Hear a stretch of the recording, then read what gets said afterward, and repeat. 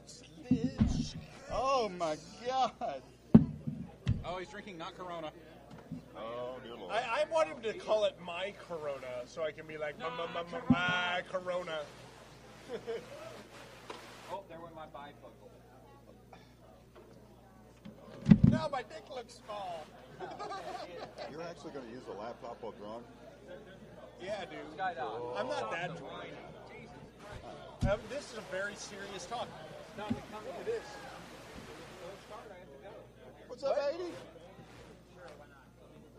I just work here, not Larry. I'm not in charge.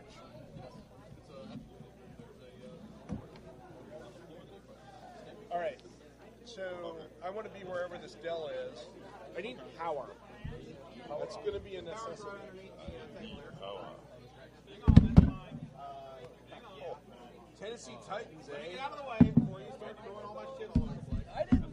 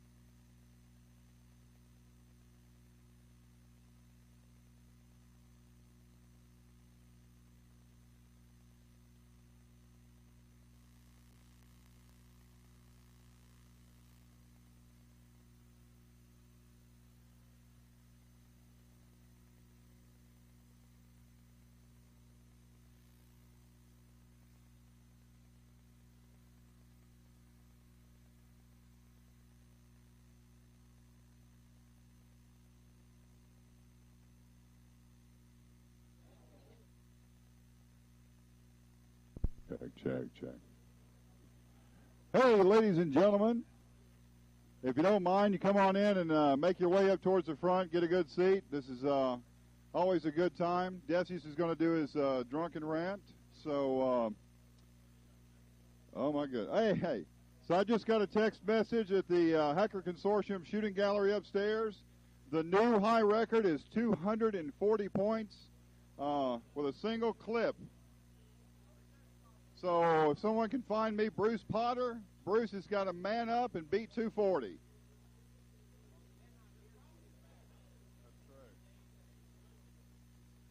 Come on in, guys. Let's get a seat up front. Decius has made his way to the little gentleman's room, so he doesn't have to stop for any reason whatsoever. Never mind. He's standing there, got. Hey, Tom, take a piss. Not here, but, you know, bathroom.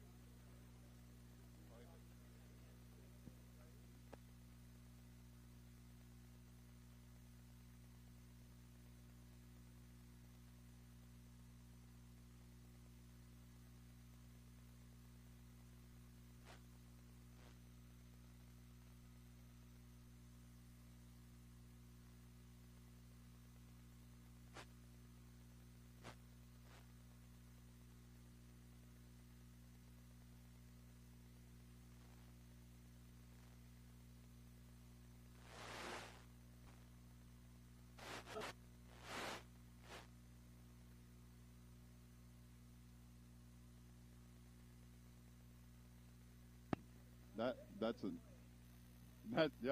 just sick. Uh-oh. Hey, everybody. Can I have your attention, please? We have a little bit of a lost and found. We have a Fujifilm FinePix Z. Really, really nice camera here. Is that your camera? So tell me what the first picture is on it here. Of yourself? This is not the penis shot, is it? Why is it sticky? Dude, it's the back of a car. That's not... No. Camera shot. Let's see. Penis. Hey, man, I'd have that mole removed. It doesn't look good. Okay? Oh, that's not a mole? I'd have it enlarged then. You're welcome.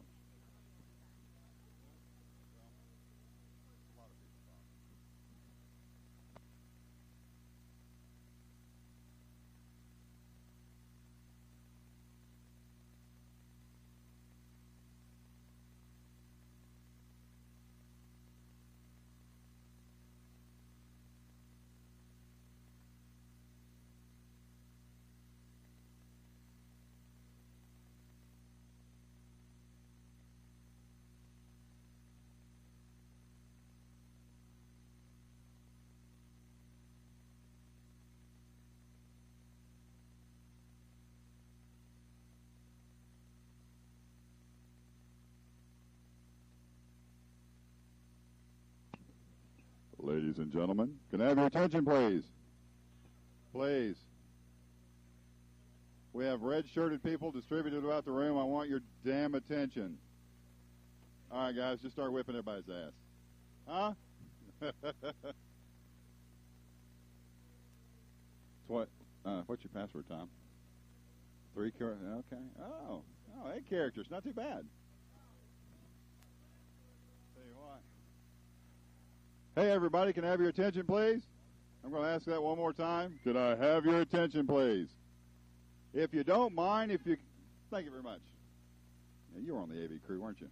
So anyway, if everybody will get on in, come up front if you can, get a good seat, and let's quiet down a little bit. Decius is here, and I have a little readjustment there. Born.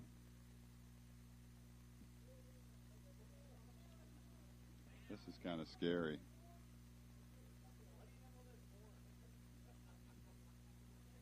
Penis enlargement. What?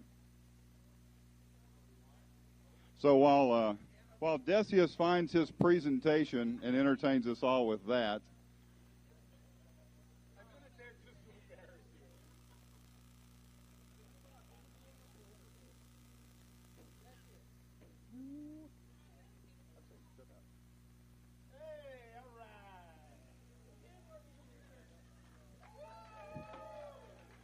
Actually, in the real world, that'd be $250. Thank you very much. I'll send you an invoice. So,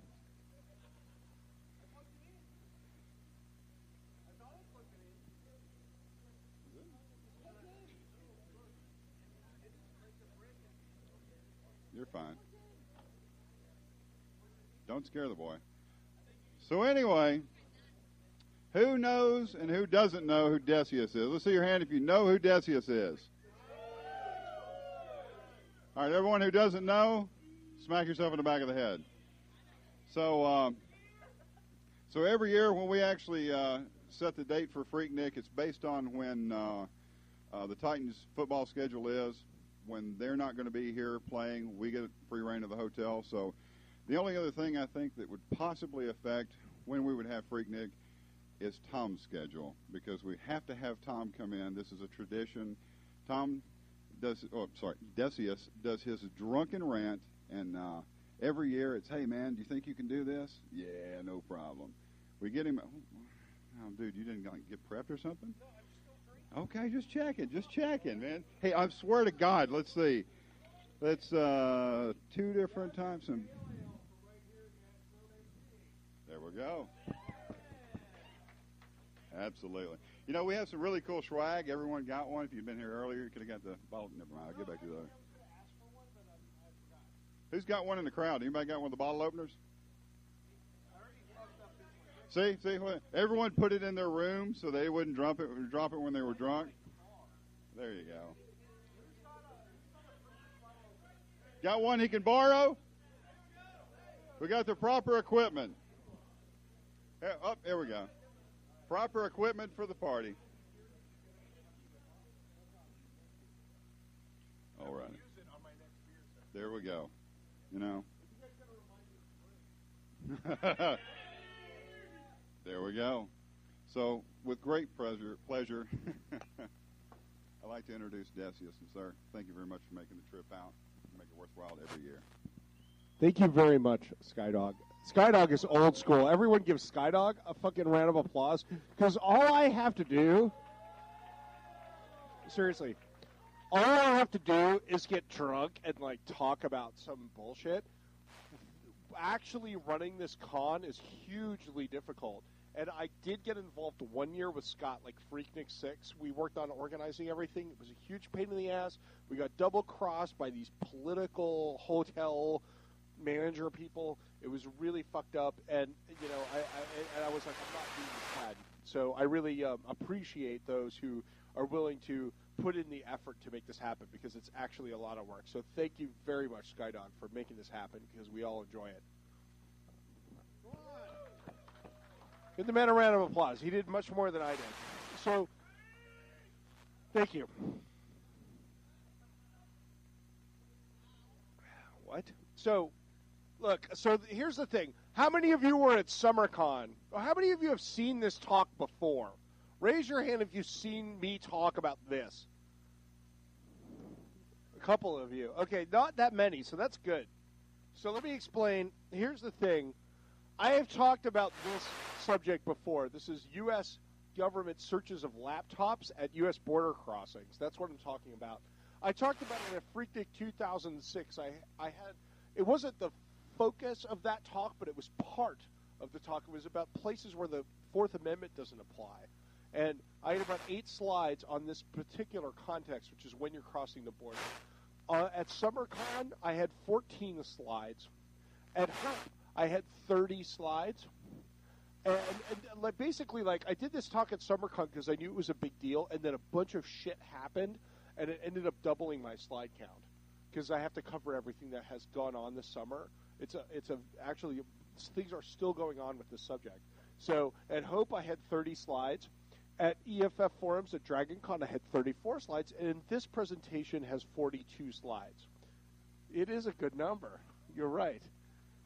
No, I'm just telling you that if you saw my talk at HOPE, which you did, that there are at least, 12 slides that you haven't seen, so you might as well stick around.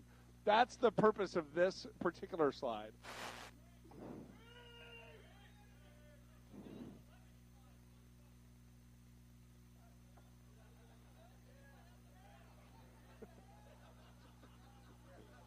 Nerds!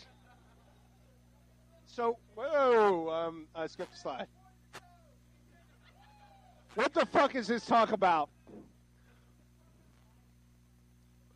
Is there a problem with this mic, or is it a problem with me? I don't know. Can you hear me? Shut up. So what's the story? Customs is randomly searching the contents of laptops, cell phones, PDAs, and digital cameras. You may be asked to reveal your password or encryption key.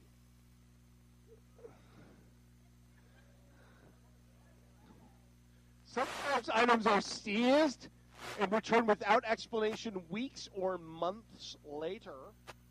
The Association of Corporate Travel Executives says that 7 out of 100 members surveyed had electronic seized. Okay? Everyone is subject to a border customs inspection when they enter the U.S. So this is what this talk is about. If you go to Canada or England or Hong Kong or any of these weird foreign places that Sarah Palin can see from her house, and you come back to the United States, the U.S. government is all like, fuck you, we can go through your shit.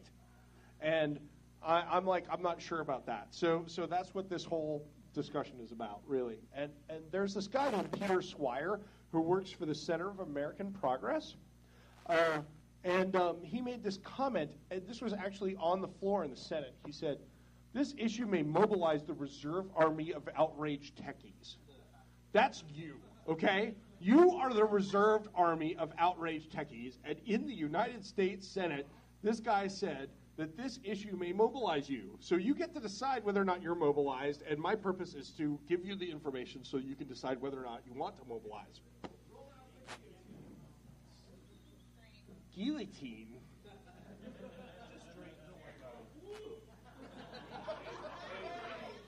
So let me explain. Let me give you an anecdote. When I was this was a long time ago, I traveled to Australia, and I came back from Australia on an airplane, and I was randomly selected along with my sister for secondary screening, and they went through my shit.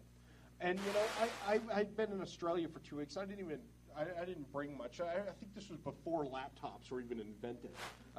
They went through my stuff, and they started pulling stuff out of my bag. And they would pull each item out of my bag and hold it up, and they'd be like, "Is this yours? Is this yours? Is this yours? Is this yours?" And so what happens when you're getting questioned like that is you just get in this mode of saying, "Yes, yes, it's mine. Yes, it's mine. Yes, it's mine," and you stop paying attention to what item they're asking you about. And so, if they reach under the table and grab the bag of Coke, and they hand it up, you're like, "Yes, it's mine." "Wait a minute, no. And they're like, "Yes, you already said it was yours." So I felt the whole process of the questioning was a little questionable, if that makes any sense. And I was kind of pissed off that they went through all of my shit. I'm a U.S. citizen. I'm on United States soil. I was at LAX, and I'm here in America. Why are you searching my stuff? You have no reason to suspect me of having committed a crime. And so I was a little pissed off about that after, when I got home. And I had some other things to deal with at the time. But when I got home, I decided to go, do some research. And I went to the U.S. Customs Service website, and they had a fact about this. If you've been searched at the border. And the first thing on their fact, and this was around the turn of the decade. This was around 2000, 1999. Excuse me. They said, "Why did you seize my Beanie Babies?" That was the number one question on the U.S. Customs Service fact.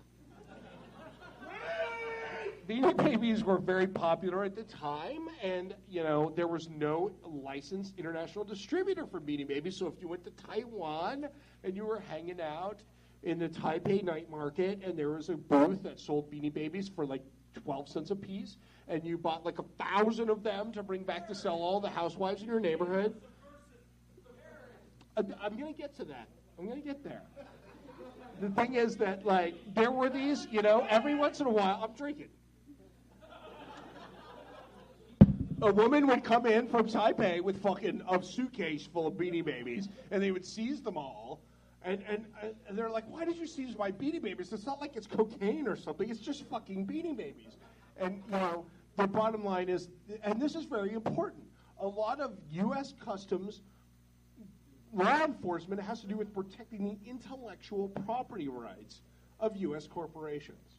And that's something that you should keep in mind as we go through this whole question of what the law is around border searches. This is really what they're protecting. They're protecting their intellectual property rights. So, I just wanted to bring you this. This is a Rocky Mountain IPA. Fort Collins Brewery. So, thank you very much for introducing me to a beer I've never had. If you bring me a beer I've never had, that's cool. I like that.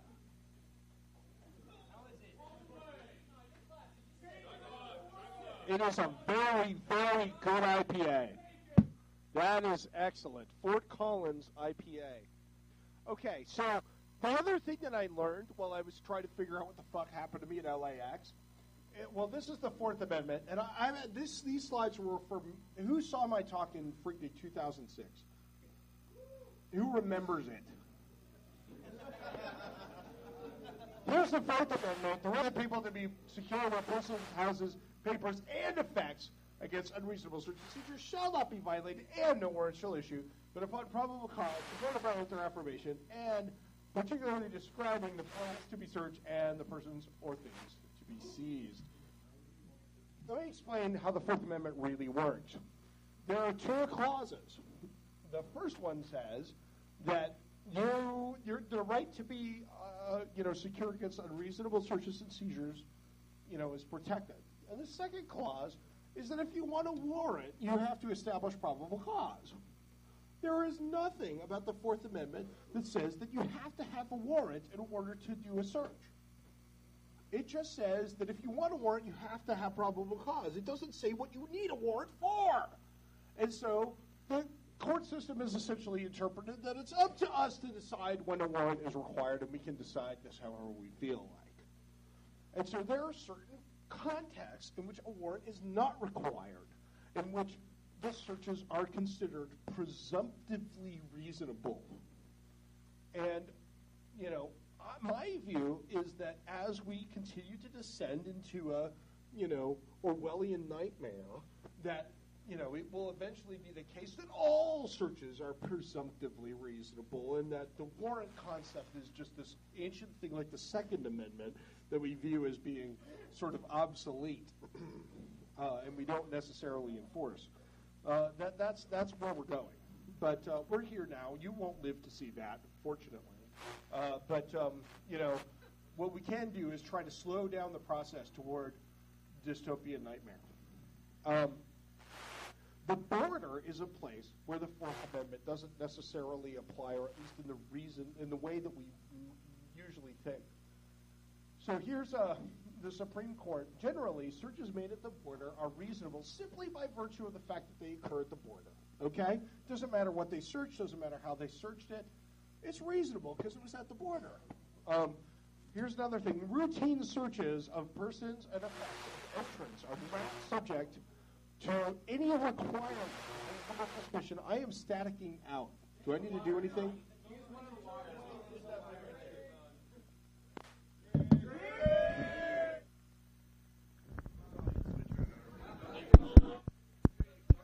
This mic is on, and this is way better. Yeah! What's up? Yeah! All right.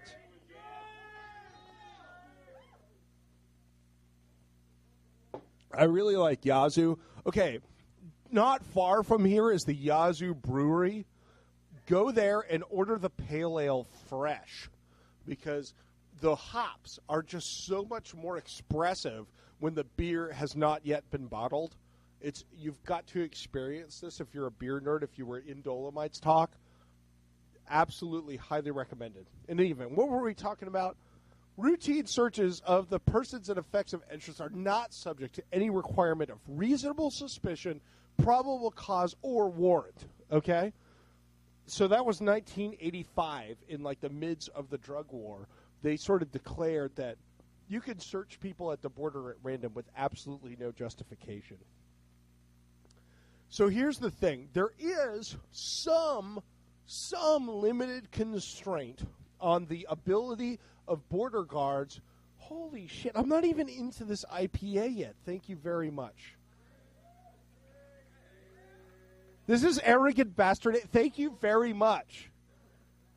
That is really cool. So people are bringing not just alcohol for me to drink, and I'm pretty sure Not Larry slipped something into this not Corona that he served me. But not just random alcohol, but like really good shit that they either like they have good taste in beer, or they brewed it themselves, and I'm very happy about that. So thank you very much. I'm totally going to run over time. So reasonable suspicion is really the matter at hand.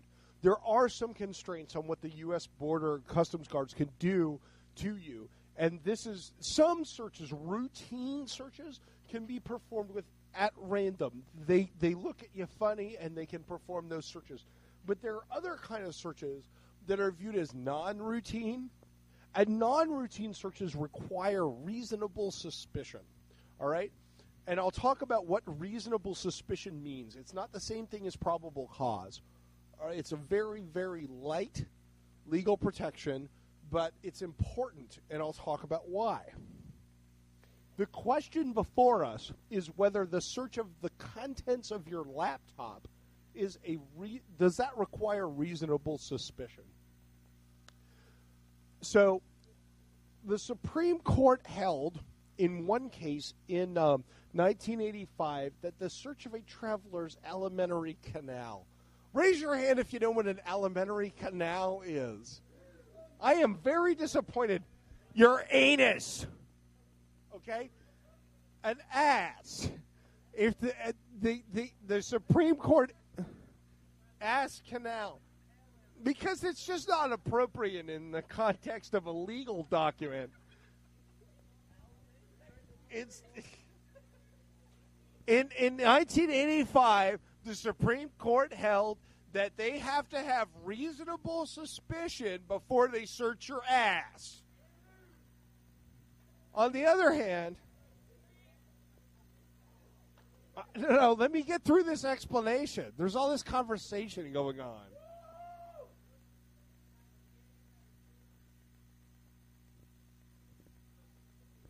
What happened was, I'll explain what happened. You asked.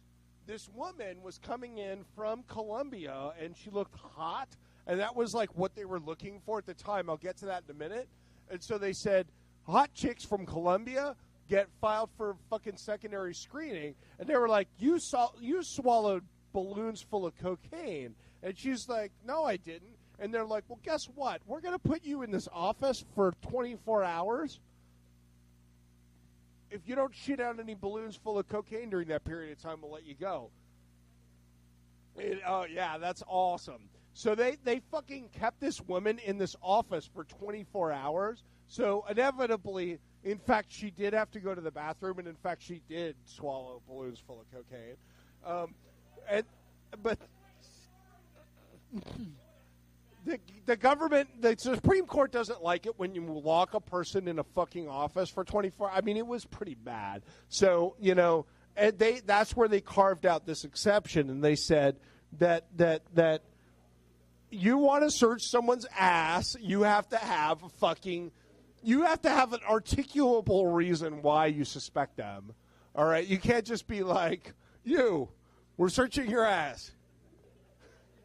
On the other hand, look, reasonable suspicion is not required. This is from 2004, all right? This is your Supreme Court right now. The Supreme Court has held that reasonable suspicion is not required to remove the gas tank from a vehicle. All right? They can fucking, if you're driving in here from Canada and you stop in Detroit, they can take the goddamn gas tank off your car and take it apart without any reason to suspect you. They can do this at random. Yes, they do put your car back together to the extent that they can. Some damage to your car is, perhaps accepted.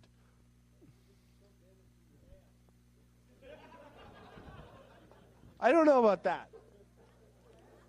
Let me put it this way. So here's the question. This is what you need to think about. Is a search of the contents of your laptop more like a search of your gas tank or more like a search of your ass? That is really the question. In my view, it's really the question. Exactly. So, no. Yeah, it depends on whether you're a Microsoft. No, I'm just kidding. So, here's my view. Generally speaking, I keep gas in my gas tank. And so the government search of my gas tank is not particularly intrusive from a privacy perspective. Some people say that a computer is a piece of physical property and a gas tank is a piece of physical property, but your ass, that's your ass. So their perspective is that like, a search of your laptop should fall under the policy of a search for your gas tank because it's a piece of property. My perspective is different. I think that's fascist bullshit. My perspective is that my gas tank usually has gas in it, and I don't really give a fuck if the cops look at my gas. All right? It's very unlikely that I have something in my gas tank that's of a particular interest to my privacy. But my laptop has all my personal correspondence. It's got all my pictures of Anna. So, so in any event, nicely done. I need your name here, please. Well, I need to read this out loud. I've been asked to sign something. First, I need your name. No, I need to read it See first. the form until you put your name. I'm sorry, I'm not signing anything I can't read, Say sir. no. I have to read it first. No. All this is saying is that I've presented you with the form. Okay. Say that again. All this list is saying is that I've presented you with this form. Okay, I'm signing that he presented me with the form. This is on film. I want you to print your name, or whatever name you choose. If you've got the balls to use your name, that's great.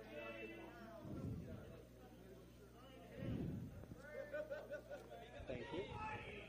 Now, if you'd read this, and if you're comfortable with it, please sign. I state your name, solemnly swear or affirm. What is the difference?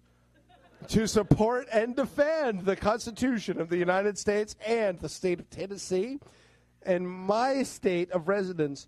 You know, Thomas Jefferson once stated that Tennessee's Constitution was one of the best that they'd crafted.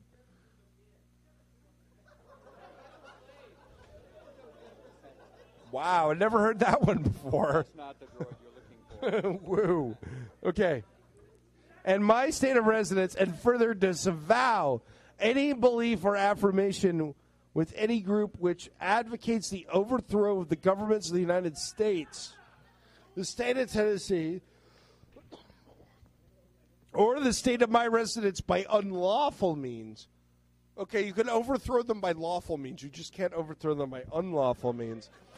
And that the information contained herein is true, so help me God. Here's my issue. It's the last, I am an agnostic, and I can't by rights sign your declaration. I'm a nihilist because I was going to be an I am a nihilist, Donnie. I do not believe in nothing. Yeah, I have cut off your toe. So do you want to sign We it are or no? no, here's the problem. It's the so help me God. I want to care. Do you want to sign that or no?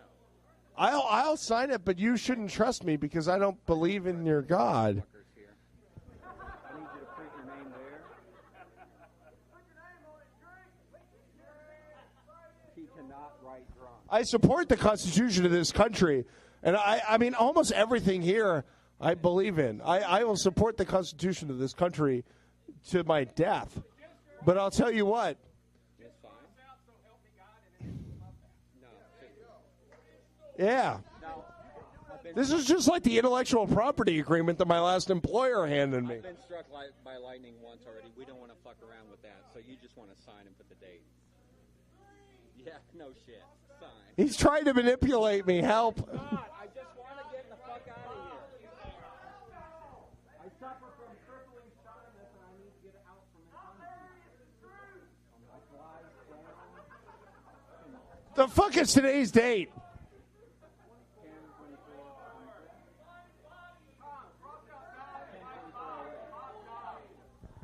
Who's going to witness that? All right. Thank you very much. You're a patriot and a gentleman. I love the Constitution. I would die to defend the Constitution. Eh?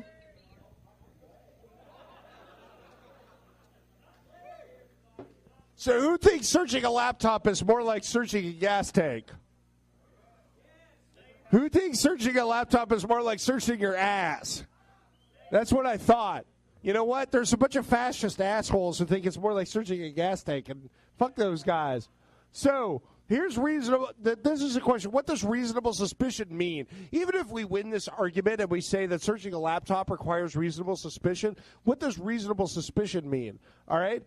Here's reasonable suspicion. United States versus whatever the fuck. Woman from Colombia. She arrived from Colombia. She was traveling alone. She had only one suitcase and nothing to declare. All right? She was young, clean looking, and attractive. And she was wearing a loose fitting dress. Reasonable suspicion. Reasonable suspicion. Clearly, yes, she was. She was, in fact, she had, in fact, taped coke packets to her abdomen. She showed up at the airport with cocaine satchels, or whatever the fuck you call them, taped to her stomach. And so they busted her ass. She was guilty. I'm just saying, this was accepted as reasonable suspicion. But this is the problem. This standard keeps getting established because they get someone who's guilty of sin, and they go up in the court, and they said, we searched them. You know. They now prosecute innocent people. This is the thing. You don't get to fight civil liberties issues with respect to the search of innocent people because they don't get prosecuted. It's they don't have standing. Sir.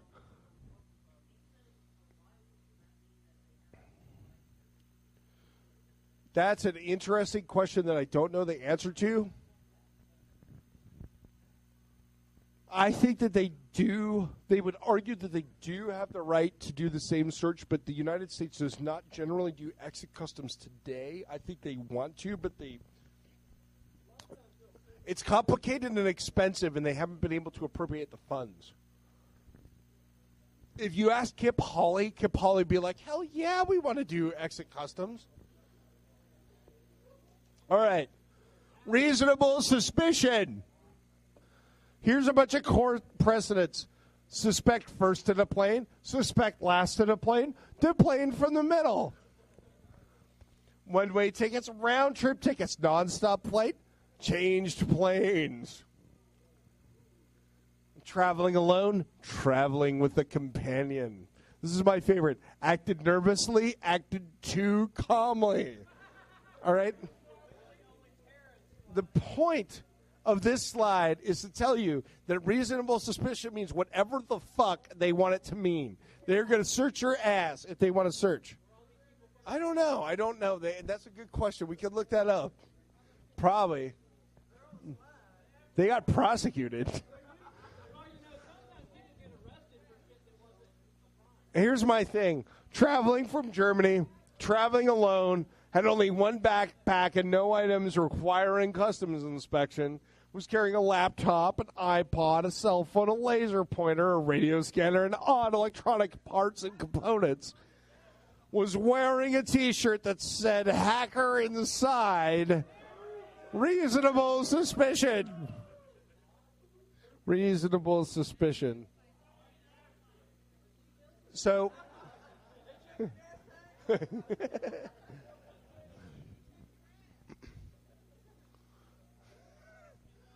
So here's the question. Reasonable suspicion is such a weak standard. They can establish it so easily. Like, who cares if it's required? Here's why this matters. Do you people even care what I'm talking about? This is your freedom I'm talking about. So if reasonable suspicion is required, then they can't do it at random, which means it will happen less frequently and there won't be a quota, okay? They won't be able to say, we're going to search 5 guys off of every plane. They have to fucking come up with a reason for every person that they search. The other thing is that they can't do it to everybody. The way the law is written, they could literally search everyone's laptop. Now imagine, a technological future in which the duplication of hard drives is almost instantaneous, all right? Is that unreasonable? It's not entirely unreasonable. Generally speaking, the bandwidth that your computer has to communicate information is much smaller than its capacity to store it. But say there's some technological imbalance and suddenly the bandwidth, particularly for short-range transmission, goes very high. And I can easily duplicate your hard drive just instantaneously. Under the policy that we have, we could fucking duplicate everyone's hard drive coming into the country and sort it out later. Is that a reasonable thing? Is that a reasonable policy for us to have? Because the decisions that we make about whether or not these things are constitutional, those decisions are going to stick with us for a very long time. That's going to be the world that we have to live with, irrespective of the technological change. There's a question in the back.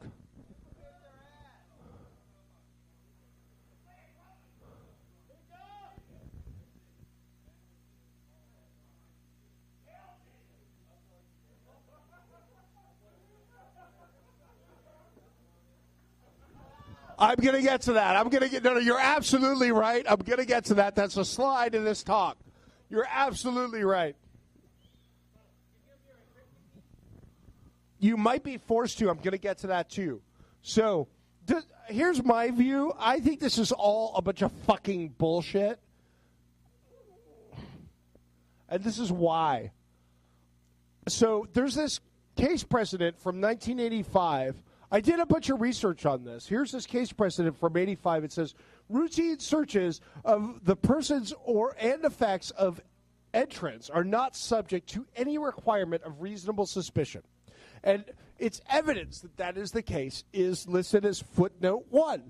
So you go down to footnote 1 in this particular court case, and it says, C, United States versus Ramsey, and a bunch of dicta. I'm making a serious point here. Shut up. So it says C, United States versus Ramsey. There's a bunch of dicta. Who knows what dicta is? Dicta is when the Supreme Court says a bunch of crap that doesn't actually have any legal implication, but they're just talking shit out of the side of their mouth. Right. That's exactly right. Dicta has no legal meaning. The only thing they reference that has legal meaning is U.S. versus Ramsey. So let's go back to U.S. versus Ramsey. It says the Congress, which proposed the Bill of Rights, including the Fourth Amendment, to the state legislatures on September 25th, 1789, had some 2 months prior to that proposal enacted the first customs statute, Act of July 31st, 1789. Section 24 of this statute granted customs officials the power and authority to enter and search any ship or vessel which they shall have reason to suspect any goods or wares or merchandise subject to duty shall be concealed. So, how the fuck? Drake.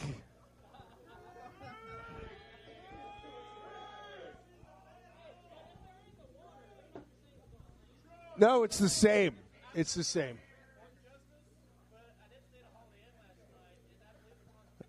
I'm sorry, but that's a Holiday Inn and not a Holiday Inn Express, so shut the fuck up. Look, I don't understand how we get from in 1789. Oh, God. Yeah.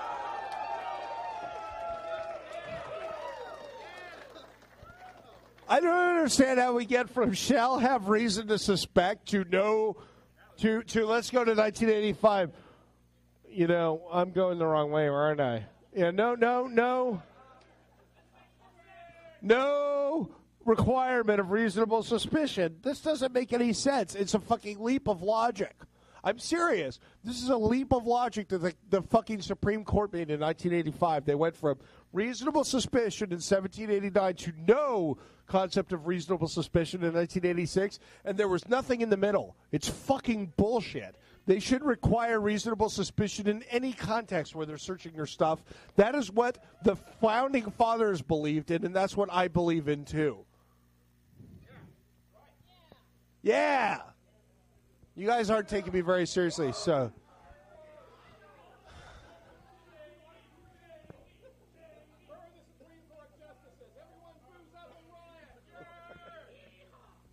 I'm serious here. No one understands me.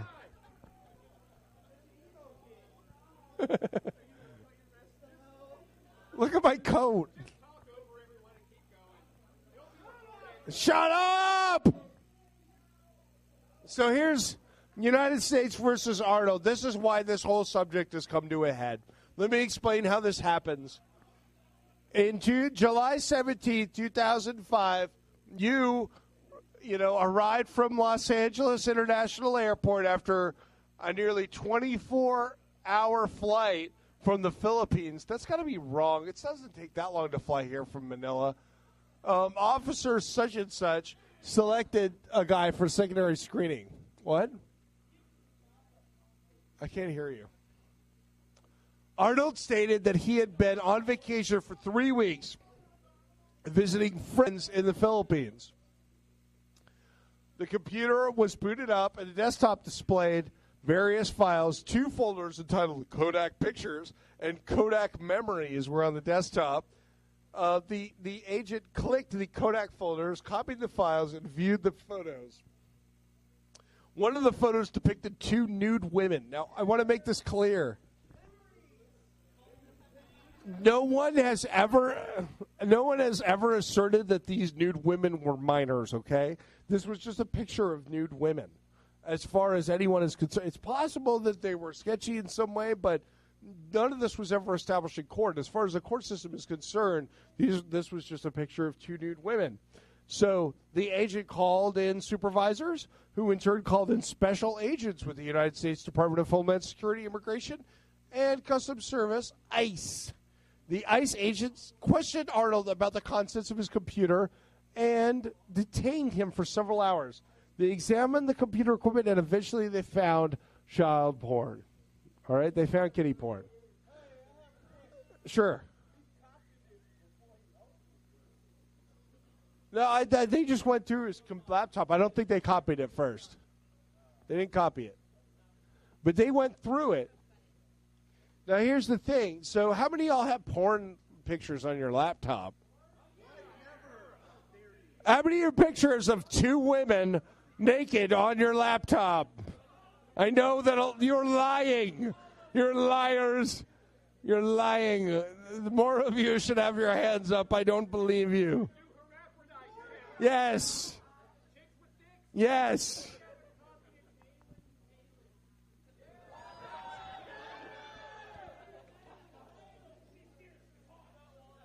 All of you should be selected for secondary screening. So this thing went to court, right? And there's 2 views of this prior precedent. The circuit court said that the integrity of your computer, they said your computer is more like your ass. All right? They said you shouldn't search someone's computer unless you have reasonable suspicion. The computer contains sensitive information. The circuit, the appeals court, which got to rule after, it was the next level above the circuit court in April of 2008, said, no, we think that it's legal to search a laptop without any reasonable suspicion. You can search a laptop regardless of whether or not you have any reason. This ruling from the Ninth Circuit Appeals Court is completely stupid. And I have a very articulate reason why. They say...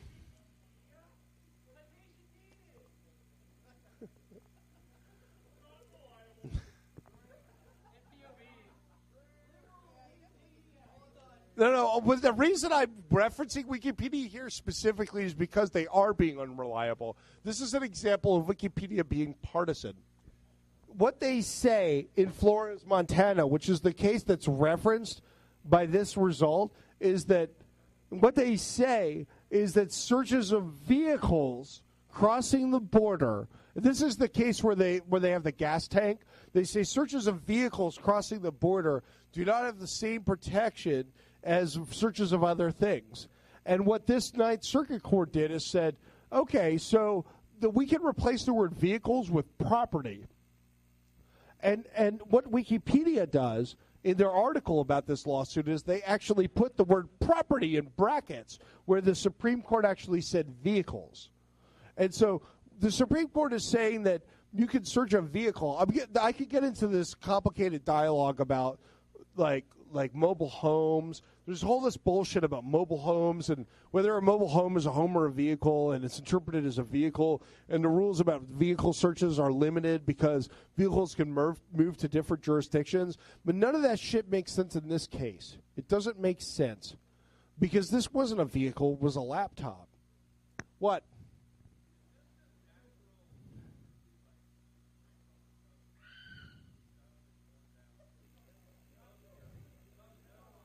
In many respects, yes, that's a good analogy. I mean, what happens over time if no one pays attention is that these guys who want to prosecute these people, yes, these guys are guilty. And so you go in front of a judge with a guilty person over and over and over again, and you say, well, I mean, our search was legitimate because, look,